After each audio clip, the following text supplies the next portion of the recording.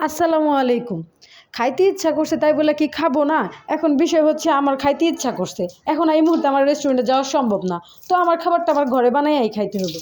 তো চলেন দেখা যাক আজকে ফ্রেঞ্চ ফ্রাইটা কীভাবে তৈরি করি। আমি ফার্স্ট অফ অল ধনিয়া পাতা আর হচ্ছে কাঁচামরিচ আর হচ্ছে রসুন আর হচ্ছে একটু লবণ আর একটু হচ্ছে লেবুর রস নিয়ে নিব, লেবুর রসটা নিয়ে এটা একটু ব্লেন্ডার করে নিব। এটা হচ্ছে আমার সস, ঠিক আছে? আজকের সস আমার এটা। তো সসটা আমি তৈরি করে নিছি। তৈরি করে নেওয়ার পর দেখছেন কি সুন্দর হয়েছে সসটা। এভাবে বানায় খান বাসার মধ্যে, রাস্তাঘাটে না যা নিজেরা বাসার মধ্যে বানায় খান। যেহেতু আলুর সিজন, বানায় খাইয়া মন ভরে। আচ্ছা যাই হোক, তো ফার্স্টে আমি আলুগুলো ধুয়ে নিছি, ধুয়ে সুন্দর করে একটা চালির মধ্যে ছেঁকে নিছি। আর এই যে দেখেন আমার পেনটা, নতুন পেনটা কেমন স্পট পড়ে গেছে। ওদের খবর আছে, ওদেরকে ফোন দিয়ে ওদেরকে জিজ্ঞাসা করবো কী হয়েছে পেনে। এই দেখেন গাইস, আমি যেহেতু ব্রাহ্মণবাড়িয়াতে থাকি, ব্রাহ্মণবাড়ির পানি অনেক লাল। তো এই দেখেন যখন ফুটাই তখন লাল হয়ে থাকে।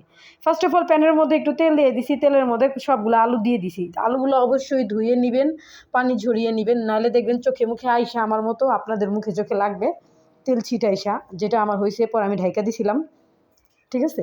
এই যে এখন হচ্ছে ঢেকে দিব, সুন্দর করে নাড়াচাড়া দিয়ে এই যে ঢেকে দিছি। হাই করে দিছি চুলার জলটা, একদম হাই 2200 ওয়াট করে দিছি। আমি কিন্তু 2বার ভেজে নিছি, আপনারাও 2বার ভেজে নেবেন। 2বার না ভাজলে কিন্তু এটার মজা আসবে না, স্বাদ আসবে না। এখন হচ্ছে এটা হয়ে গেছে।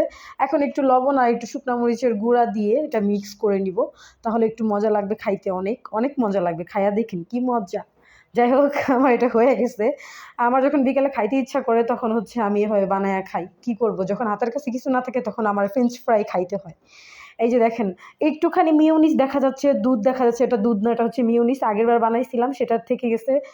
সেটা আবার ব্লেন্ডারে ফাটায় নিছি, ফাটায় তারপরে এটার সাথে মিক্স করে নিছি। এই হচ্ছে আমার ধনিয়া পাতার সস আর হচ্ছে মিউনিস।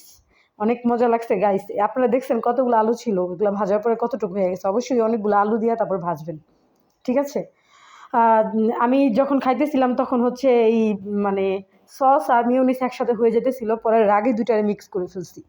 আর ওই সাদা যে মিউনিসটা, ওটা বারবার আমার আলুর কাছে চলে আসতেছিল। মিউনিসেরটা মানে চরিত্র ভালো না গাইস, খালি বারবার আলুর কাছে আসতেছিল।